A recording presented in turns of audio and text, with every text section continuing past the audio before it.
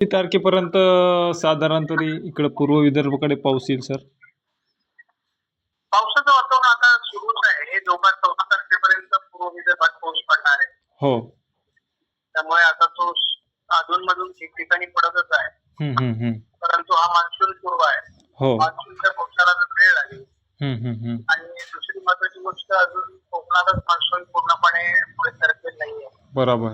त्यामुळे महाराष्ट्रात मान्सून कमकुवत आहे आणि एलिनोचं वर्ष असल्यामुळे हो. यावर्षी मान्सून तेवढ्या गतीने पुढे सरकत नाही. ताकद जी पाहिजे ती ताकद नाहीये मान्सून मध्ये. बरोबर. आणि सर कोणत्या दिशेने मान्सून इकडे प्रवेश करत आहे महाराष्ट्रात? महाराष्ट्रात तसा पश्चिमेकडूनच करतो, म्हणजे दक्षिण भागातून. हो.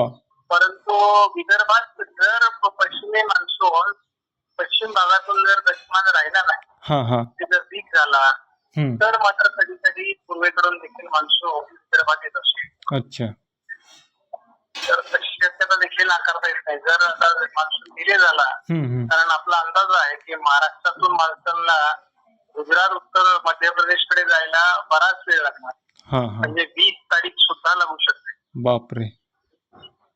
एवढा तो डिले होणार आहे. कारण आता 11 तारखेपासून 21 तारखेपर्यंत पावसाचा खंड महाराष्ट्रात पडणार. हो, तुम्ही 3 दिवस अगोदर सांगितलं होतं.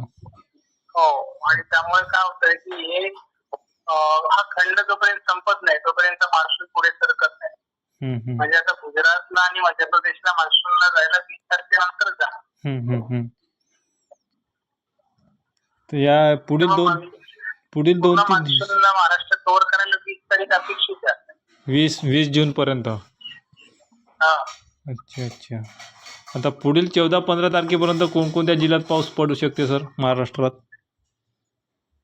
महाराष्ट्रामध्ये आता कोकणातल्या सगळ्या जिल्ह्यांमध्ये पाऊस असणार आहे. त्याच्यानंतर पश्चिम महाराष्ट्रामध्ये धाराशिव, सोलापूर, लातूर, सांगली आणि कोल्हापूर, सातारा, पुणे दक्षिण, अहिल्यानगर दक्षिण, बीड दक्षिण मध्ये पावसाची तयारी येणार नाही. ते स्थानिक पाऊस, काही ठिकाणी मान्सूनचा पाऊस असा होत राहणार. आणि थोडं त्याच्या पाठोपाठ नांदेड आणि परभणीच्याही काही भागात तुरळक पाऊस होईल. त्यानंतर विदर्भात सुद्धा, पूर्व विदर्भात, नागपूर, भंडारा, गोंदिया, चंद्रपूर, गडचिरोलीमध्ये, यवतमाळ, वर्ध्यामध्ये सुद्धा साधारण 10 तारखेपासून 14 तारखेच्या दरम्यान काही ऍक्टिव्हिटीज आहेत. परंतु या जवळपास 16 तारखेपासून 21 तारखेपर्यंत पूर्व विदर्भात पाऊस असणार नाही. 16 जून ते 21 जून पर्यंत. एक तो 5-6 दिवसाचा खंड आहे. अच्छा. सगळ्यात मोठा खंड उत्तर महाराष्ट्र आणि पश्चिम विदर्भात आहे. सर्वात मोठा खंड तो जवळपास 11 ते 21 10 दिवसाचा आहे. आणि पूर्व विदर्भाकडे 16 ते 21 5-6 दिवस. तर तो काही जाणवत नाही आपल्याला. म्हणजे अधूनमधून सरी येत राहील. कारण तेवढी उघडीप शेतकऱ्याला मशागतीला हवी असते. बरोबर. त्यामुळे ते 5-6 दिवस काही जाणवत नाही खंड. 10 दिवसाचा खंड जाणवतो. बरोबर. तुम्ही 4 दिवस अगोदर पण सांगितलं होतं सर का, म्हणजे समोरील काळामध्ये खंड पडू शकेल म्हणून. हो. नाही, तो जून मध्ये खंड असतो आणि ऑगस्ट मध्ये खंड असतो. पण कधी कधी जर मान्सून स्ट्रॉंग असेल, बरोबर, तर मात्र हा खंड नाही पडत. हो का? म्हणजे एक पाऊस पडून शेतकऱ्यांना मशागतीला वेळ मिळू शकते आता पेरणीसाठी. हो. हा प्रश्न फक्त विदर्भ, उत्तर महाराष्ट्र आणि उत्तर मराठवाड्याचाच हा प्रश्न आहे. बरोबर. पश्चिम महाराष्ट्र, दक्षिण मराठवाडा, मध्य महाराष्ट्र किंवा कोकणात हा प्रश्न नाही, कारण इकडे पेरण्या होणार. हो. तिकडे पाऊस बरसत होता चांगला. हो, आता काल धाराशिवला 50 मिलीमीटर पाऊस झालेला आहे. बापरे, भरपूर झाला मग.